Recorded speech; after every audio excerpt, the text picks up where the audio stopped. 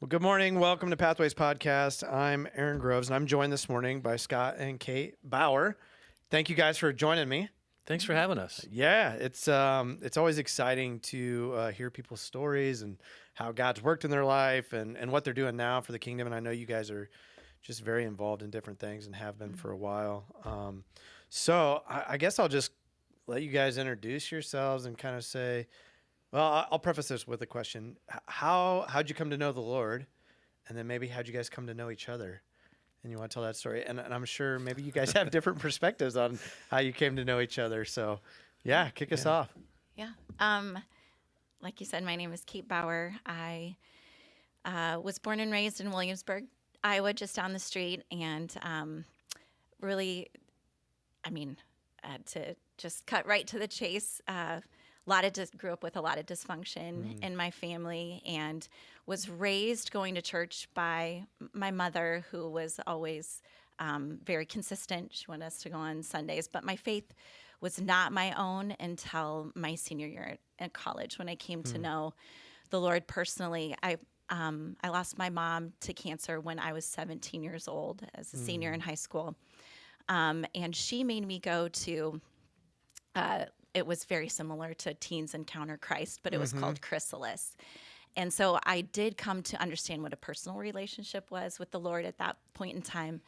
But then losing my mom right after that, I just totally backslid in college and definitely I had one foot in the world and one foot with Jesus the whole time. And it just about broke me. And really it did. It got me to the breaking point where then finally I surrendered my life, the end of my senior year of college. So I was 22. And can I ask what brought you to that breaking point where you just surrendered it all? Yeah. Probably a relationship that I had on and off through college that, I think I just assumed I would marry this guy. And I'd really, a part of my testimony, I would say, is having a dad who was an alcoholic and just not consistent and stable the way I needed him to be emotionally. I was always looking for a guy to kind of fill those emotional needs. And so I met one right when I went to college at Wartburg, and he seemed to check all the boxes that I had set for myself. And his faith was important to him, it seemed, but I started to understand he was just kind of feeding that to me, so I could be buying into the whole package. So anyway, it was when I tried to get out of that relationship for the sake of what I knew God was calling me to do several times. And so it was an on and off relationship. And then when I finally was able to end that relationship, or at least I thought I was ending it, it was a crisis of really what was my life going to become, and was I really going to trust the Lord with it? And God just had so beautifully given me suite mates in college. There was 8 girls of us who lived together, and one by one, it was like they were all coming to know the Lord. And so I had the same experience in my suite of half of us were partying hard and half of us were going to church, and then there was me doing both. And so anyway, that's I had that small community that was really praying me through some really challenging times in that time of my life. And I stepped right into just fully surrendering the Lord. I still struggled at times through that following summer, because I moved. Then I graduated. I moved to Des Moines. Met some people who were like, "Oh, you're a brand new Christian. Let's get involved. Let's get you involved." And so I Praise started. God for that. Oh, I'm so grateful. Yeah. Even some of those people who led me to those places were extremely flawed, because we were still doing the things together. We were partying occasionally, but I knew God was stripping that from my life. And so that is actually when I met Scott, was when I started getting involved in, it was K-Life Youth Ministry. That was just a brand new parachurch ministry starting up across from Valley High School in West Des Moines. And then at the same time, I was introduced to Fellowship of Christian Athletes. And so I was volunteering and getting to know people who were volunteering with Fellowship of Christian Athletes. And were you an athlete? Yes. Yeah? I was an athlete all through high school. And then I went to Wartburg College to run track and field. So, right on. yeah. And it was a little bit involved with FCA at Wartburg as well. Okay. And again, that was hard when you're just like half in, half out. Yeah. So I was minimally involved with FCA, but that's where I was first became aware of FCA. So anyway, that's my testimony, and that is how. So part of that story, going to K-Life Youth Ministry is how I met Scott. Okay. So that's And we can finish that one up in a little bit. it is an interesting story, and we really do agree. It is such a funny story. Yeah. But it is really how we met. So you can share Right on. how you.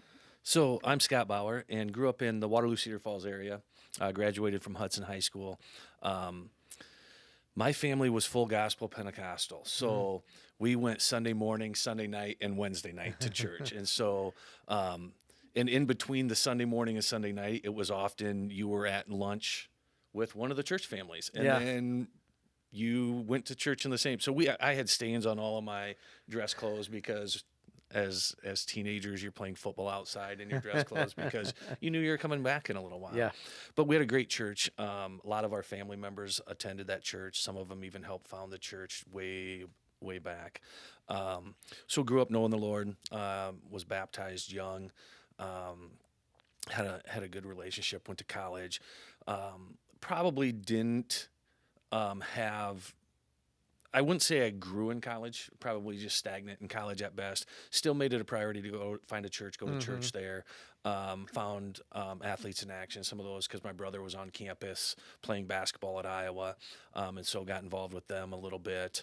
Just some other ministries like that, but never really found a network where they really helped me grow there. So I would say my college days were stagnant.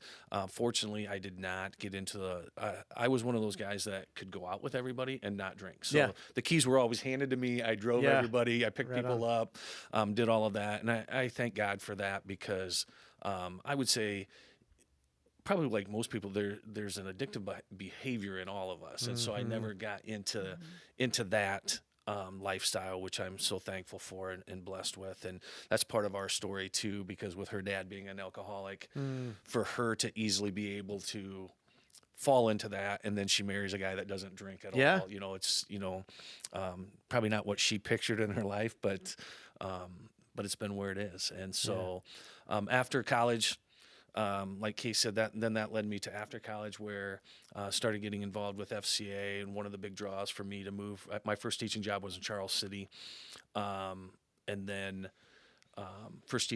after that, after 1 year, moved to West Des Moines and started teaching in West Des Moines. My assistant principal was in charge with Valley's FCA. Okay. And so that got me involved with Valley's FCA, a family that my brother had tutored some of their daughters. They were just opening the K-Life house, so then they were partners in bringing that to West Des Moines, and so then we were just naturally involved right away with that as well. And so then a couple years after volunteering with FCA, Jay Prescott, who was the leader at that time, had stepped away and turned it over to my brother and I. And so then we led FCA at Valley for a handful of years before moving over here to Newton.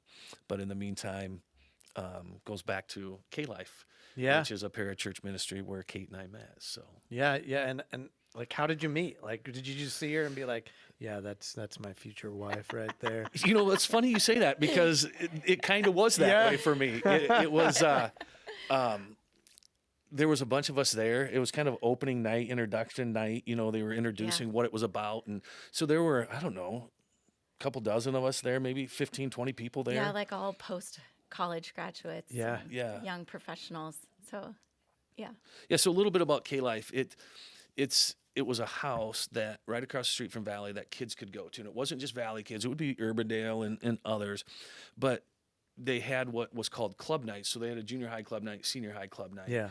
And it would be run a lot like FCA. You play a Yes. game, you do a skit, Yeah. and then you have a message at the end of that. So every week you'd try to invite kids and do all of this stuff, and then you have the junior high night and the senior high night. And so then they had post-college kids like our age at the time come in and lead small groups for kids at another night during the week. And then they had 2 guys that lived in the house, so the house was open at all hours of the day for kids to stop in, hang out, do whatever. So really cool ministry. And so the night we met, I think, was introduction to a lot of us adults that were going to lead these small groups and kind of talking through that. And yeah, so Kate walked in the door and Yeah, we were just chatting, and Yeah. he asked, I mean, where I went to college, and I said Wartburg College, and he said, "Oh, my cousin played football there," and guess the relationship that I had in college, he was a quarterback, and his cousin had come and basically bumped my at that time boyfriend out of his quarterback position to go. And I just still had some emotions about that Yeah. evidently when we were talking. not evidently, there were. I was still kind of fresh out of that relationship at that point in time. And anyway, it had been a few months, but I was still, had some emotions because it was the downward spiral of what started and for college and me. So anyway, when he So started just talking about clarification, this- not a cut. He was my quarterback in high school, and then he married my cousin. But he was one of my best friends in high school. Yeah. So Yeah. there was a strong So- relationship between Yes. this guy that bumped her boyfriend out and me. Yeah. And of course, he's my quarterback. Like Yeah. I was his receiver, so I'm defending him. Yeah. Yeah, And he's she's- totally, he's like, "Oh my gosh, she so deserved that spot," or whatever. And Yeah. I was like, "Oh my gosh." I mean, if there could have been one guy that I hated, Yeah. it was him. And so anyway, it was this back and forth. And I remember thinking, what a jerk. Like, I do not really care to ever see him again. Meanwhile, I was thinking, man, this is my future wife, right? Yeah, absolutely. Like, I want nothing to do with him. Well, I think it was what I know about Scott today that's Yeah. true as well. He has strong opinions. And Yeah. so he definitely Yeah. voiced them there too. And I just didn't respect it at that point. in Yeah. time. Yeah. But I came to really respect it. It's funny. I walked away from that conversation thinking, I don't know that I want to see him again. But I also, like, his brother, Jason, was a part of the same ministry. And so I could just tell there was a really cool brotherhood between those two and fun chemistry. And so I knew that I would probably be seeing him again, just in terms of the energy that everybody in that room really brought to that ministry. So I just remember thinking, it's okay. We'll just make the best of it. And I probably was too emotional in that conversation anyway. So Yeah. it's just so funny that he hit a nerve that is connected to my Yeah. testimony. But Yeah. and we've told his cousin about this story since then too.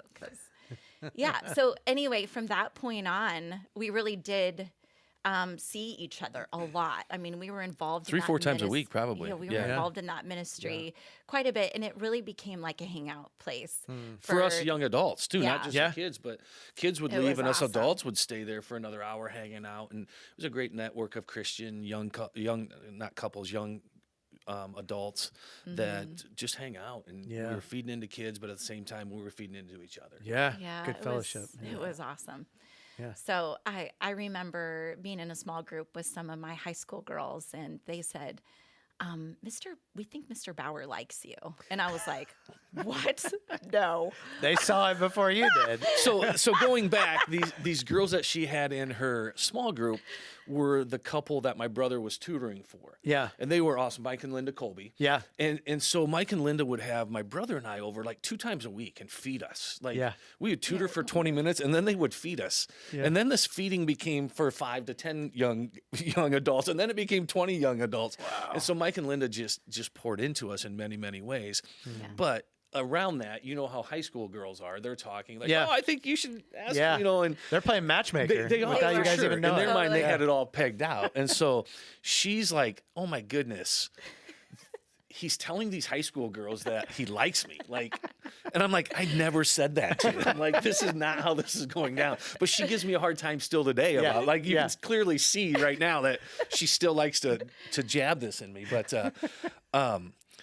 yeah, so then it was we were on a Saturday night or a Friday night or something like that, and we were hanging out, and I had to leave. There was a basketball clinic that I went to, and when I came back, she's like, or no, I think she even called me or something and said, "Hey, we need to talk."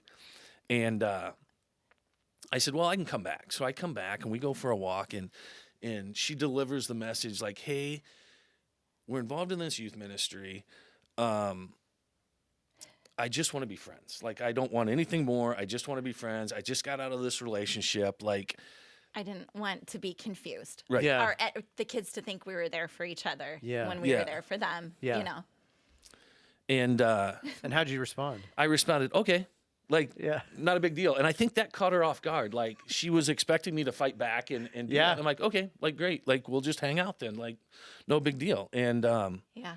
I think that was an immediate turn on. so then we parted that night, and I say it was the next night. She says it was a few nights later. I'm pretty sure it was the next night because I think it was Saturday night, and she calls me.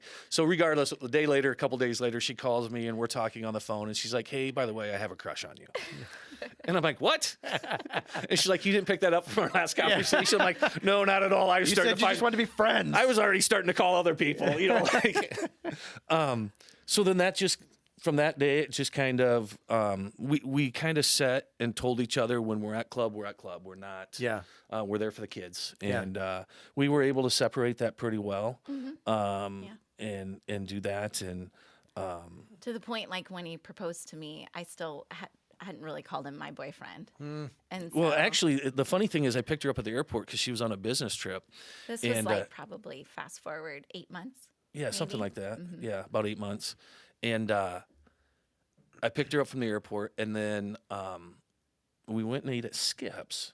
And as we were eating there, or no, we went, I think, for a walk first. Either way, as we're driving away from the airport, she's like, "Hey, I'm just feeling comfortable calling you my boyfriend right now." And I'm like, and I've got a ring in the glove box ready to give to her that night. And yeah, so we went for a walk across Gray's Lake Bridge, and I dropped to a knee and asked her to marry me. And after the fact, she's like, "What would you have done if you dropped the ring?" I'm like, "Hey, don't ask those questions. I hadn't thought that far ahead. Like, I just thought, hey, let's get a ring on her You're finger. just trying to get the question out. Right. I Yeah. just wanted my assistant principal had met her, and he's like, "Hey, you better ask her to marry you now before she figures it out." Like, so So let me ask you this: what did you see in her that you just loved and you thought, "I want to spend the rest of my life"? unfortunately, probably very superficial at the time. Mm-hmm. Like, just I was very attracted to her looks, and I think the other very attractive piece was she was at a youth ministry that I Yeah. was involved with too, and so Yeah. you knew you had some common things that were going to tie you together. You could be Yeah. there. Her personality, even though we may have not seen eye to eye on the first conversation. Oh, we still don't. Yeah, exactly.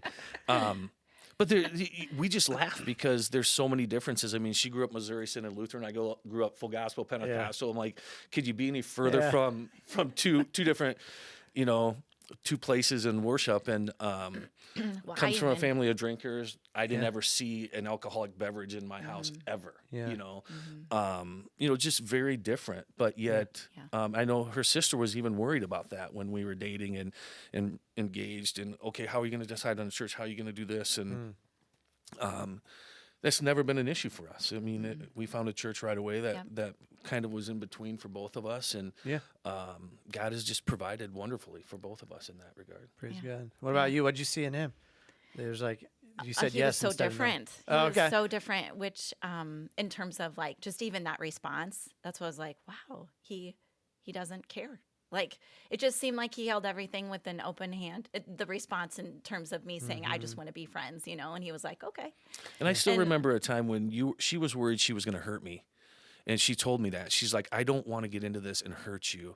And I said, "I'll be Because okay." I was still Yeah, because she so was still. And I said, raw. "I'll be okay. If it's meant to be broken apart, God will protect both of us, and it's okay." Like, Yeah. and I think that allowed her to let her guard down a little Yeah. bit. for sure. And we still laugh too because I kidded her at the time because in her prayer journal she was praying that God would take my feelings for her away because she didn't want to hurt me in any way, and I was praying that God would strengthen our feelings for Yeah. each other. So I kid her that God loves me a little bit more, and then she pushes back that no, God just knew what you needed a little bit more, But Yeah. Yeah, It it's- really was it. it was so different. And I actually really struggled with wondering if I could step up to the challenge Yeah. of entering into a relationship with somebody like him, because I'd never had a relationship like that. Yeah. And so but I'm so grateful. I had people around me encouraging me, like, no, this is good for you. It's going to require you just to take ownership of your faith, step into your faith, and see what God has for you here. And so, Yeah. yeah, always, I'm very grateful. So would you guys say that early on, like your relationship was centered on Christ? Would you say that, or would you say Christ was in it, and he didn't become the center of it until later? What would you say? That's a really good question. Well, I think it looked different for both of us. And so it was such a blessing that we met in ministry, that it was just kind of naturally woven into the fabric of our relationship. And we had, boundaries, good boundaries around us when we were dating. We didn't do it perfectly, but we held ourselves to that standard.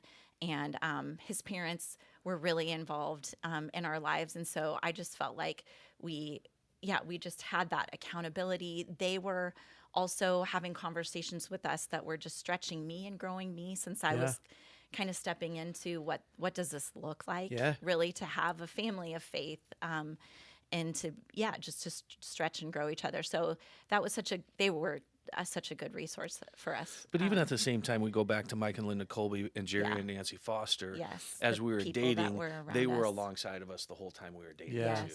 And Yes. Good, godly people Oh. to be an example and to pour into. incredible. yeah, just amazing people, and Yeah. helping you understand what a relationship looks like. And Yeah. a lot of the conversations in the youth stuff was talking about what relationships look like, and Yeah. and so just being able to, like she said, it wasn't perfect. The dating relationship wasn't perfect, and we didn't do everything right. But at the same time, God was in it, and we had godly people surrounding us and Yeah. praying for us. And Let me ask you a question. So you were on the receiving end of a godly couple, multiple godly couples pouring into you. And now I hear stories of you guys pouring into other couples younger than you. Would you say them doing that is kind of, I don't know, the example that you wanted to? well, I think it's a great 100%. question. And there's another couple that Steve and Terry Johnson poured into us too. I don't want to forget them, because in a Yeah. different way, but poured in. So we had amazing couples pouring into us. But we still remember, and we still talk about when we got married, and then our small group at Valley E Free, were all of these couples leading our Sunday school class, and pouring into us and offering us opportunities to go to weekends to remember, offering us Gary and Barb Rosberg were part of our church, and we got to know them, and we went to a They marriage hosted- retreat for them. Yeah.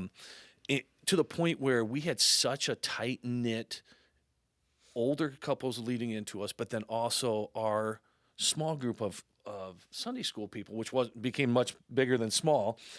We didn't want to leave. So when we moved to Newton and I took the assistant principal's job here, we had all intentions of driving back to West Des Moines and still attending. Yeah. there. That was your Because community. That was our community. Yeah. And those people poured into us, and we didn't want to leave it.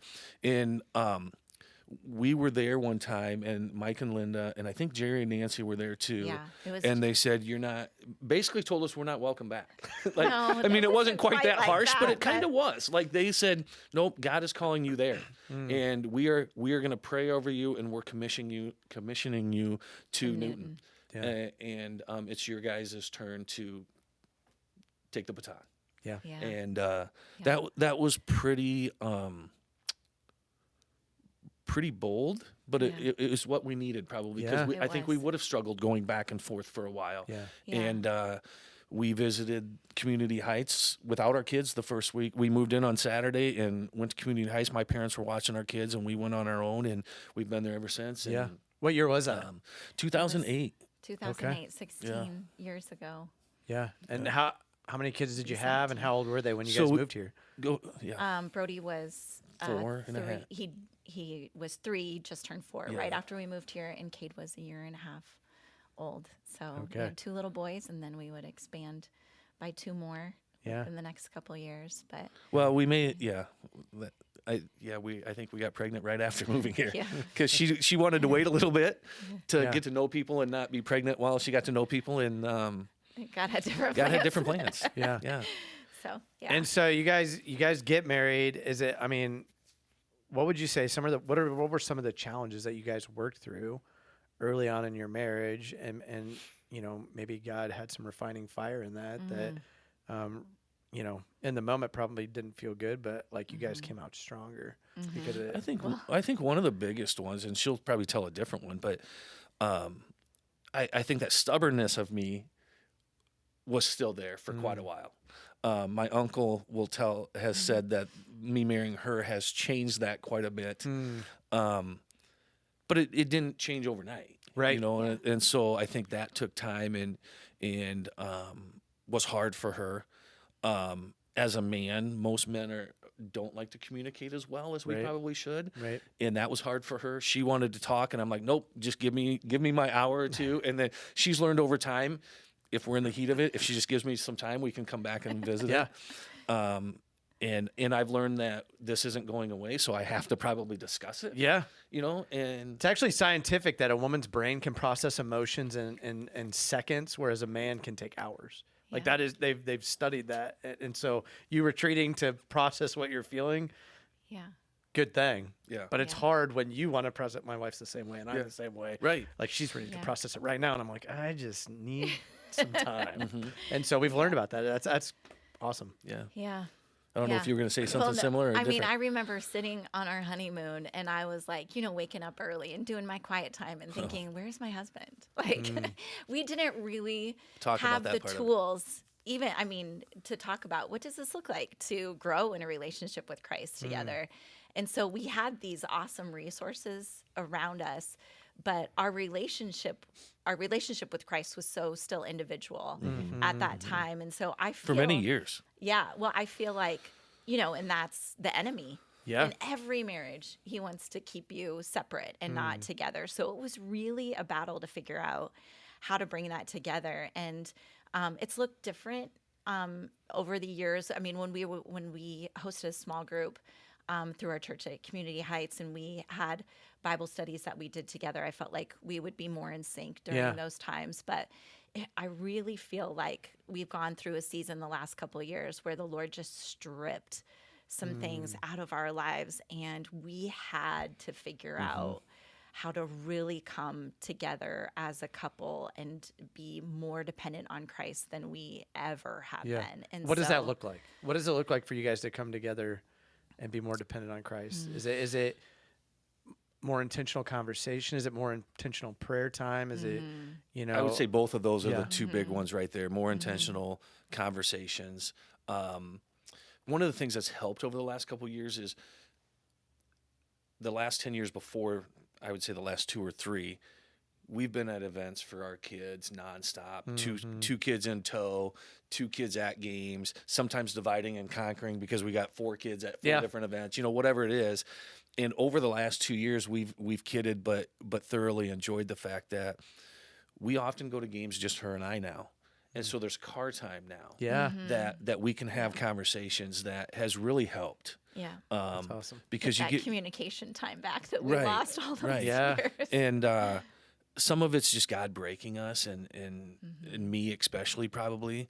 I am not a reader. So for me to do a devotion and for me to sit there and read the Bible and do all that is hard. I'm a math guy. I was a math teacher. And people are like, oh, weren't you a teacher? I'm like, I was a math guy for a reason. Like I don't like to read. And that she's like, well, and so for years I've she's just pressed kept him waiting about- for me to start and to read, and then so we could have conversation about what we're reading together. And so even this year, I think a huge growth has just been over the last month and a half. We started Reading the Bible. the Bible app has what's it called? About the Bible recap. Oh, Terry Lee Cobble. Yeah, Yeah, I'm working through that right now too. Yeah, and so Leviticus. Yeah, Yes. yeah, right in Yes. Leviticus right now, and so that's really been good for us, Nice. for me especially. And then because I'm now doing it, it feeds her, Yeah. because she's been waiting for this from me, and so, Well, women feel connected when Yeah. when we talk and share emotions. Yeah. How hard was it for you? And maybe it wasn't, but like for you to be able to identify emotion and actually share emotional things with your wife? Was that easy? Did that come naturally to you? Or? It does not. It still doesn't come naturally Right. to me. I mean, I would say it does more in the last 3 or 4 years, Yeah. probably since my mom passed away. Yeah. Yeah. I would That's say really when yeah. I feel like the Lord really started doing work in our relationship with communicating and just surrendering more in prayer. And How much do you enjoy hearing his heart and hearing his emotions? I love it. Yeah. Yeah. That is. She well, probably as seen me you know, cry more in the last, get Yeah. teary-eyed or cry more in the last 3 years Yeah. than she probably had in the other 18 years of 20 years of relationship. 100%. Like, Yeah. yeah. And as awful as it was I mean, his mom was his best friend. And so to watch her get sick, she was diagnosed and passed away in less than 6 weeks. Wow. And so it was just like we were just drinking out of a fire hydrant in terms of walking through and processing all that emotion. Yeah. And that was in 2021, so 21, 4 years yep. ago. But it was like I was getting to see a new version of him and helping him navigate his emotions. And I had a wealth of knowledge in this department. And so we could have levels of conversations that a lot of, husband and wife who are walking through the death of a parent couldn't have, because I understood. Yeah. And so it was an awakening, I think, spiritually and just emotionally between And us. life circumstances just allow you to minister to people differently. And I remember when we were first married and somebody would lose somebody and I would have conversations with Kate, and Kate's like, but you don't understand. You've never, like, she didn't have a parent left or grandparents left, and I still had all 4 of my grandparents left and both of my parents left, you know? And so I didn't understand that loss. I'd lost great grandparents, but like that's a generation removed from what, and they're supposed to, they were 98 years old. Right. Like that's, okay, they've lived a good life. And so she just helped me understand, like, hey, just ask people how they're doing. Like, that's all they're wanting. Like, and be careful. They might give you a response, but so many people are afraid to ask after a death or after a tough situation, how are you doing? And she taught me that. Like, she taught me, like, just ask. And so now, like, I just had another cousin. I call him cousin, he married a cousin of mine, but he just lost his dad, and like I'm texting him back and forth, and I'm just in tears. Yeah. Because I know the pain he's going through. And I didn't know that years ago. Right. And so I think that's where the emotion comes from it. Yeah. Is I've experienced that now. Yeah. And the emotion comes with that. Yeah. Would you say because I think for men typically we withhold emotion because we see it as weakness, and so therefore we don't fully maybe. Well, for me personally, I couldn't even identify what emotion I was feeling, Right. And then to be able to express that and share that with my wife, I'm still not great at it, but I feel like I've grown at it, and my wife wants that, Right. Yeah. And so, what would you say to men who, I don't know, think they have to put up these emotional walls with their spouse because their spouse wants, a big, strong man who doesn't show emotion? Like, what would you do to encourage them? Like, it's okay to share. I would say just what you did. Your wife needs that. And I didn't realize that right away. Like you said, I had to be this big, tough guy. And I think as men, we don't realize that sometimes showing emotion is toughness, because we know we can bounce back from that. Yeah. And that doesn't define who we are, but it also shows that we care. Yeah. And there's a tenderness to us that they also need. Yeah. And so to me, there's a toughness in being okay with showing emotion, because it's not the norm for men. And for you probably not sitting there saying, "Oh, what a weak husband."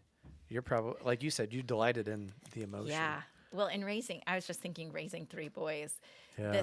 It's just, I love hearing him even say what he has now, because when our boys were little, it was all about, like if they would fall and skin their knee, and he'd be like, "Get up, you're all right, you're all right." Yeah. And I'd be like, "Oh, are you okay?" And, Yeah. just the difference between what a mom and a dad provide. But I've always wanted our boys to know, like, it's okay to cry, where he hasn't been as comfortable with that until more recently. And even just our oldest son, and now our second son, we're having more of those conversations with, as he'll be 18 next month. And so he's starting to see, he really does need to be vulnerable, that Yeah. it is so healing when you confess and cry, and you have people around you to help you process these things with. But our older son, he has a lot of Scott in him. So when I have tapped on some of those emotions, he'll just get mad and he'll be like, "Mom, don't make me cry." Don't. But you need that. And I'll Yeah. always say, like, you need to do that. It's okay. Yeah. But I think men need that encouragement and permission from women. Like, this is good. Because you just forget. Our culture Yeah. says don't. And unfortunately, I feel like I've gone to 180 the other direction, because now I feel like, dude, somebody could say one little thing and I start getting teary. Yeah, you watch the commercial. And Right. you're like, "Oh, jeez." Like, Hold it back. I see these homecomings from people that are stationed overseas, and I just start Yeah. crying because I'm like and dang I it. don't cry though. So it's okay. But it's good. It's Yeah. I think God has changed my heart. Like somebody once said to me, and I don't know that it impacted me immediately, but it definitely has ring to it. When you have boys, you're a dad, and when you have a girl, you become a father. And I think there's definitely some reality to that. When we had our girl on the tail end of all of that, I think it changed me a little bit too, just in, Well, I would say you're going to have to change. yeah. Yeah. Well, And now I'm often telling her, hey, you need to lighten up on that. Yeah, it's so funny. I tell people I'm glad I had a daughter first, because I had a pretty hard heart. Yeah. And I feel like having a daughter softened my for heart sure. so much, Yeah. which has helped me. My son's the youngest, which has helped me, be more warm to my son instead Yeah. of very Yeah. strict. That's so But, good. I love how God works like Oh, that. I know. So let's talk kids a little bit. Yeah. So, when you guys got married, did you have the discussion like, I want X amount of kids, and Yeah, and that's and so how did funny. it come to fruition? I mean, was four always the number? Yeah. Kate and I are both middle children. So Okay. we both have the middle child syndrome where, hey, we go to Adventureland We and feel sorry for each other. all the time. mom would go with Amy and dad would go with Jason, and who had to ride the roller coaster by themselves or with a stranger? Me. And Kate had so we when we started dating, we started talking about all these things of Yeah. a middle child that we both were. And so we both said we don't want a middle child. And we both knew we wanted more than two. Yeah. So then that led us to four. Yeah. And for those of you thinking the same thing, like, hey, don't want a middle child, have four, be careful, because it gives you two middle children instead of one middle child. So, but you do now have even numbers to ride on rides. Is Yeah, the only advantage probably. Right. So Why that was a reason, I'm not sure. But Yeah. we also had couples in our lives, Yeah. your parents included, Yeah. that seemed to have 3 kids, and they always wished that they had one more. more. And so I think we felt, Yeah. if the Lord wanted us to have 4, It- then we it would was- trust him with that. Yeah. But- yeah, it was funny because coming home from the hospital on our third, we were driving. We delivered in Des Moines, so we were driving home, and the whole way home we're talking. Yep, we're not done. Like we knew we Yeah. weren't done, and almost from the day we got pregnant, she got pregnant with the fourth. We're like, yep, this is it. Like we knew immediately. Okay, like, so this no is it. Like, fifth, no no- fifth. no You guys are fifth. done. No, we Okay. are done. All right. Not All right. And we were like, even through the whole pregnancy, we knew this was it. Like Yeah. Yeah. we knew we were hitting our capacity, Yeah. and not just from hey, we don't want any more, but like just how involved Brody was in things at 6 years old, and knowing that the other kids were probably coming with that, and this is going to push our capacity. Yeah. Yeah. How important was it for you guys as parents to raise your kids in a home that knows Jesus and has a relationship with him? Like, how big of a priority was that for you guys? There wasn't a question. I mean, it Yeah. was this is what we're doing, and I mean, Kate and I, even from growing together, and like she said, she would go to church, she did these things. I grew up in a family that didn't have a lot of money, but I saw my mom and dad put their tithing check in every month, and they said, we don't really have the money to do this, but God will provide. Yeah. And It's I've faithful asked some thing. questions after. So just some of those things, like going to church on Sunday morning, Sunday night, Wednesday, like we've made that a priority with our family. Like Yeah. as long as we can get there, we're getting there. Yeah. And fortunately, we have 2 services to choose from where Yeah. you can go to one and still get to some activities in the afternoon if we Yeah. need to, and things like that. But it was a priority for us. Let me ask you that. Like that seems to be such a battle with culture right now. And you guys have very athletic kids and very involved. Like, how do you balance the sports or the activities with church? Because I think what we're seeing a lot is like church is getting put on the back burner and sports is getting elevated above Yeah. God, essentially. And so how did you guys balance that? So for a lot of it, Tom Vanderlaan and I coached together, and we tried to make it a priority that we didn't play on Sundays. Like we didn't always work out that way, baseball especially, but we tried not to find tournament. We've tried to find tournaments that didn't play on Sunday for that reason. We both had a priority of getting our families to church. Yeah. Then when it couldn't, we did allow our kids to go play the sports. We would go.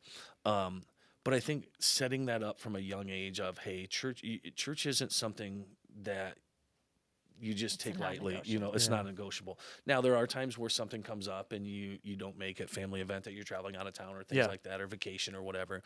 But for the most part, just instilling on them that this is what we do. And Wednesday nights when they were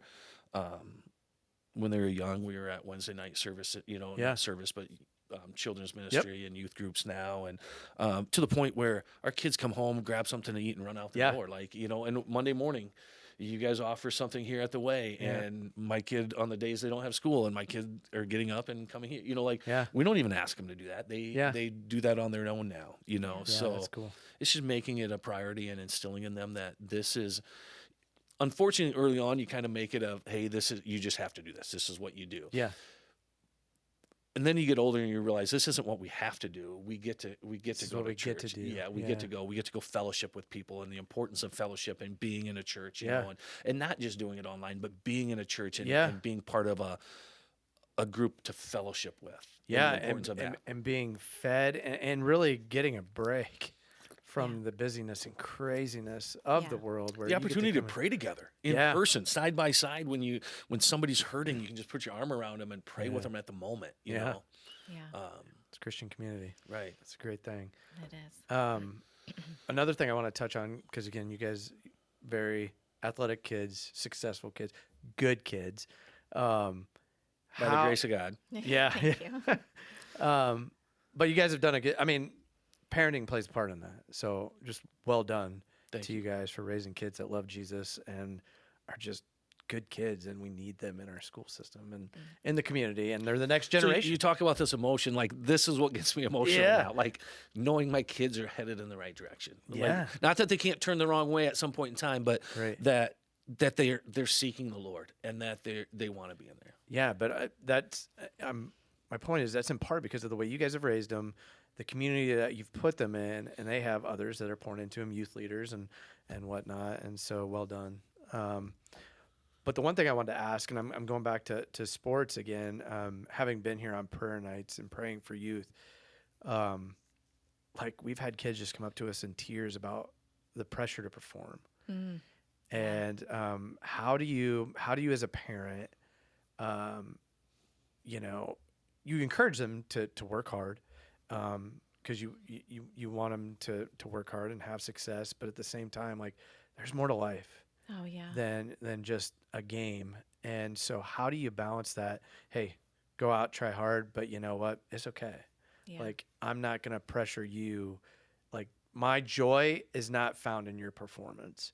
How do you balance that, and how do you encourage through that?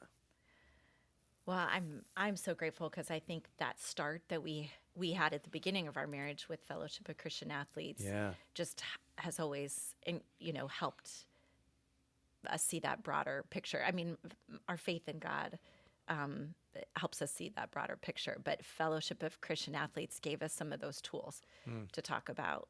And so I think that's just kind of always been the basis of how we've approached sports with our kids. And I probably have balanced Scott in terms of his ultra competitiveness when he would get really caught up in it. I mean, we don't play board games at our house very often because it's too competitive. Like, if we're going to be real, like our boys and our kids are competitive. Yeah. Like, Trish and I sold a ping pong table because we were so competitive. It was not good for our marriage. Oh, yeah. I get it. Yeah. And I don't ever want them to lose that piece because there's something about being competitive. But how do you be competitive and still understand that doesn't define you? Yeah. And even how can you use that competitiveness to the glory of God? Yes. Yeah.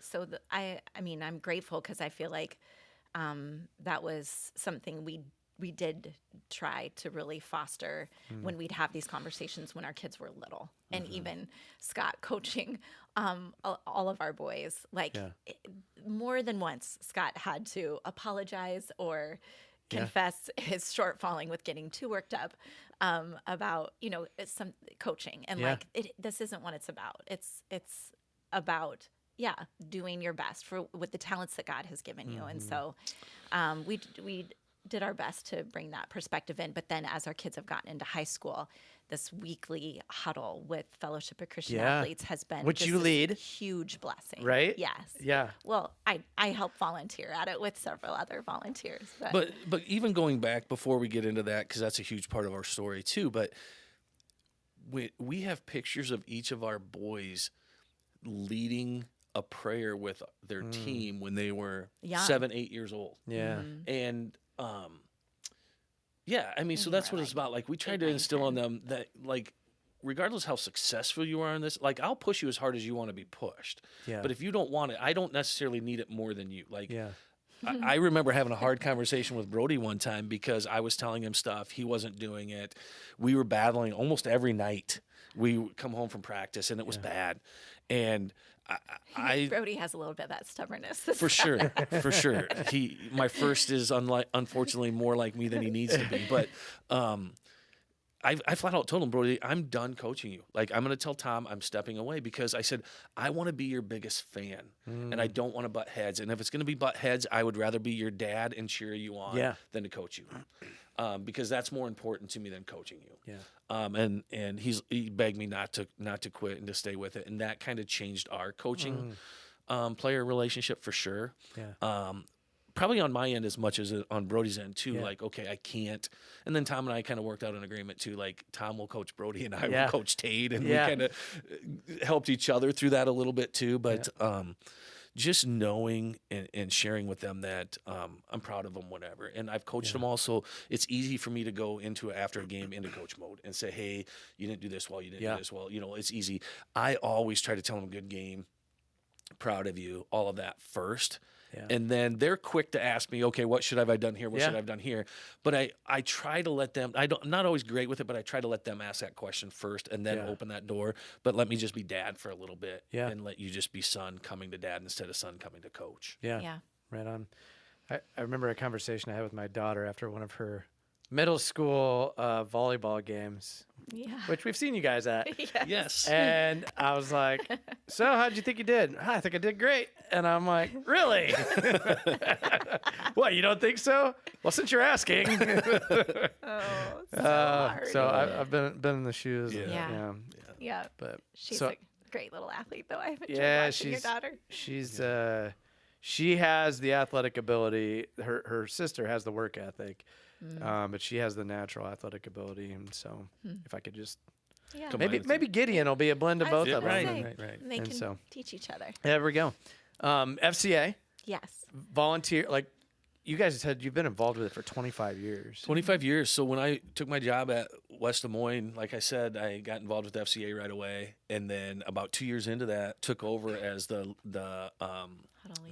huddle leader at Valley, and spent time in there. And one of the things that just led Kate and I to stay with it is we'd have Sunday night leadership meetings at our house.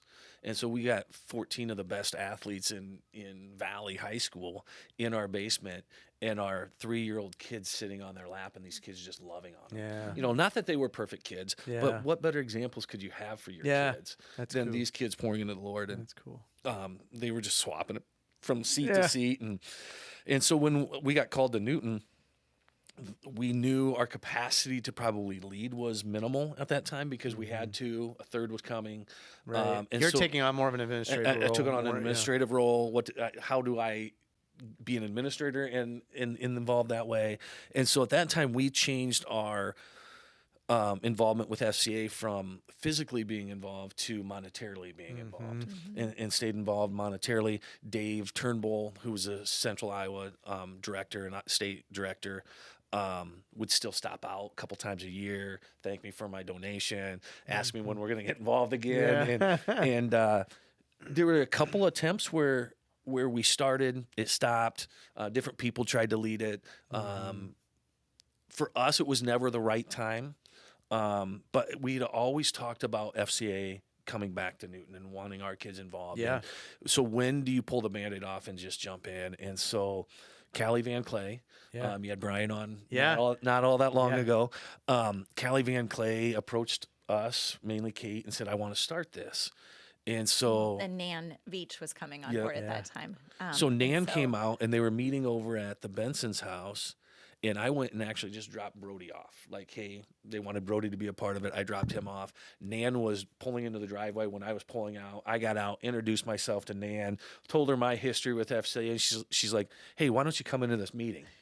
And I'm like, okay. So I go into the meeting, grab Brody, we come home, and I said, Kate, we're back in FCA. And that's kind of the start of it, all because Callie Yeah. Van Clay had a vision in mind and Yeah. got some friends with her and some God great orchestrated the young rest. leaders. And from that point on, Kate and I, and that was right before COVID hit, or Yeah. right after COVID hit. It was during. Yeah. Like that's what I find so Yeah. crazy is there was an FCA presence. There was I heard your interview with Colin Yeah. Yeah. Heeman, and so Yeah. there was a very small group of kids that were meeting. I think once a week in the mornings or a couple times a month in the mornings, and Yeah. so there was some of that, which was great because I really think that God was cultivating something bigger. Yeah. Just And- kept the foundation down there, a little bit of it. yeah, Yeah. yeah. people So that that were- was really cool. I know Rachel Rhodes Yeah. was a part of that too. But anyway, so then it was Callie's desire with her friends that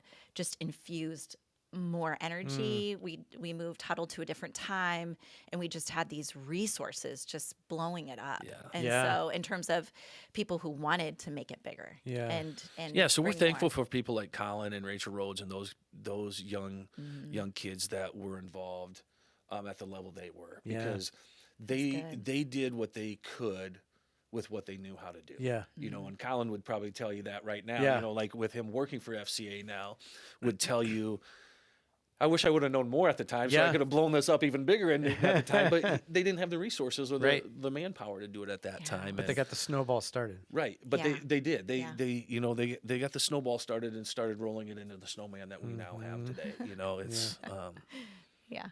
That's yeah. great. So we're thankful for those kids too, that now Yeah. the young adults now, but Yeah. kids at the time that had a passion for it. What do you guys enjoy most about like FCA and pouring into the youth? Like what I don't know, what She'll keeps talk you for a going? little bit on this because she's got a lot. Let me just give an example without sharing names. FCA, we've been involved, had the huddle on Monday nights.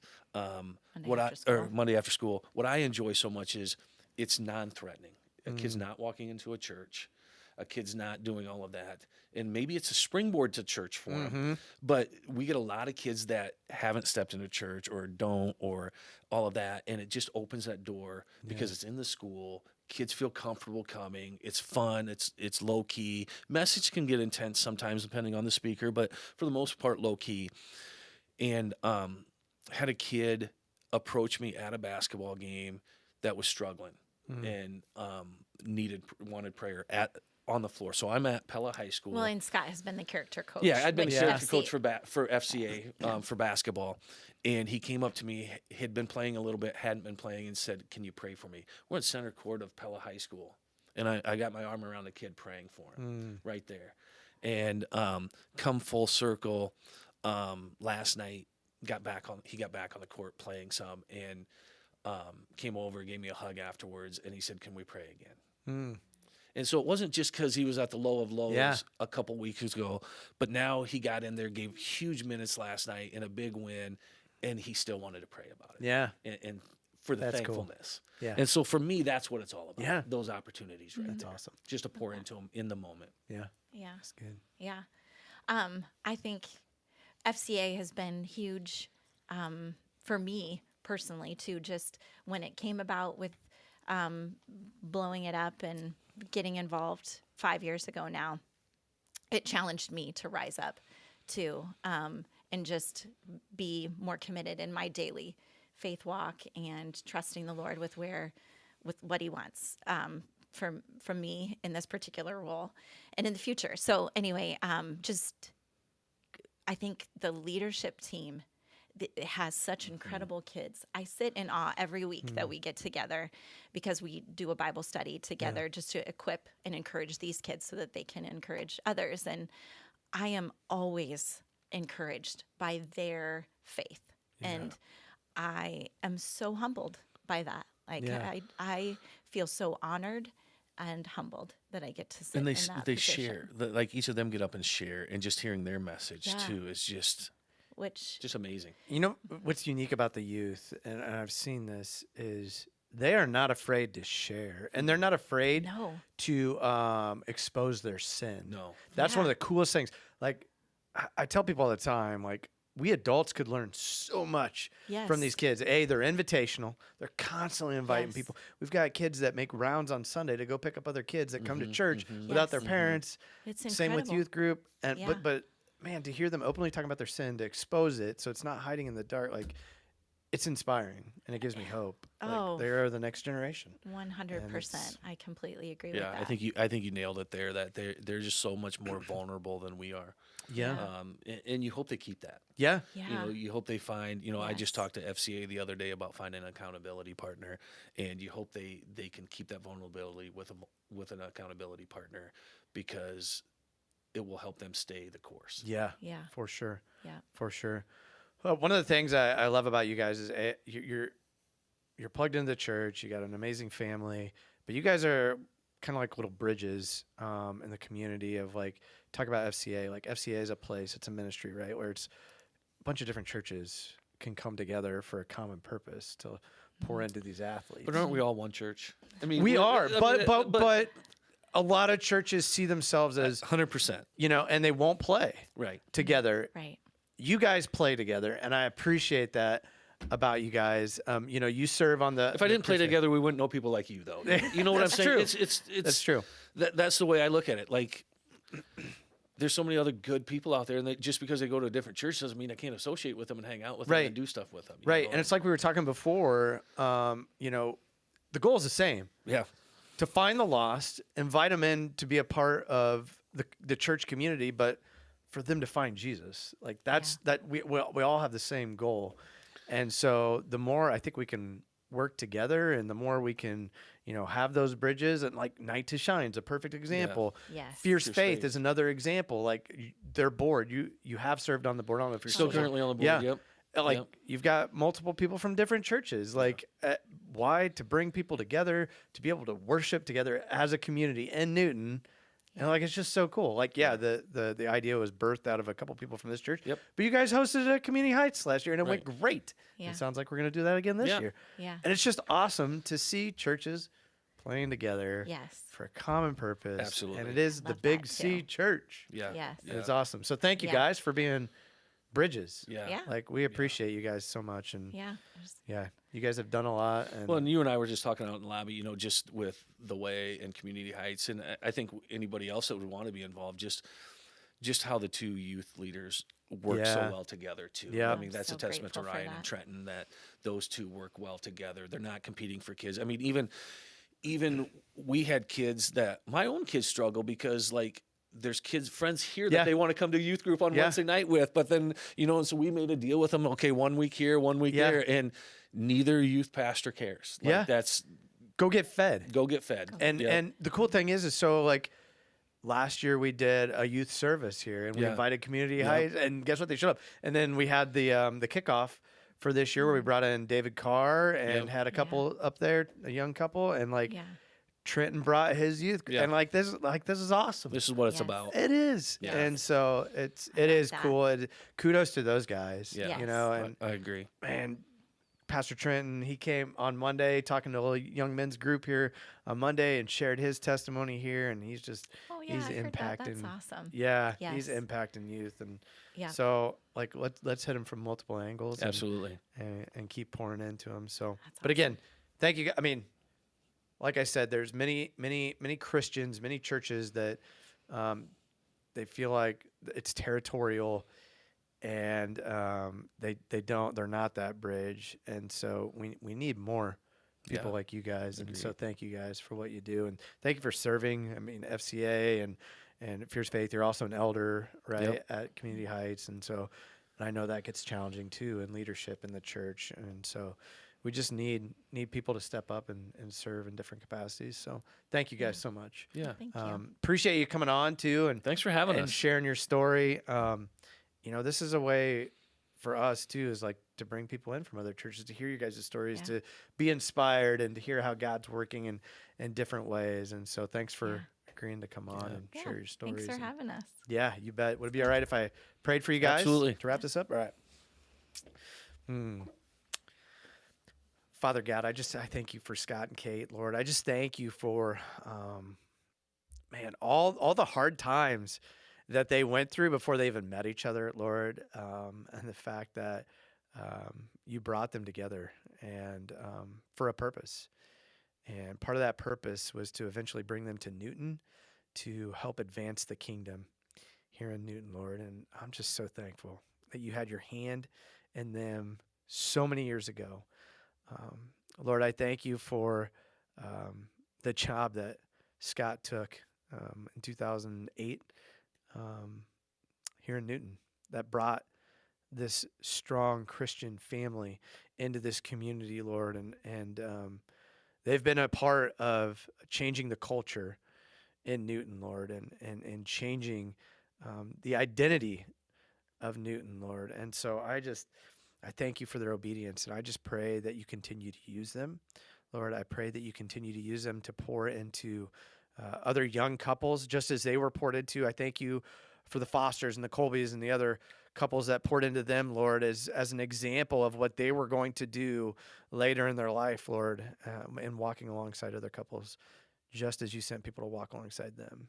And so, Lord, I pray that you will use them and continue to bring people to them for them to minister to. And Lord, I pray that you give them time and continue to help them see where you're calling them and how you're wanting to use them to change lives in your name, Jesus. I pray that you use their children.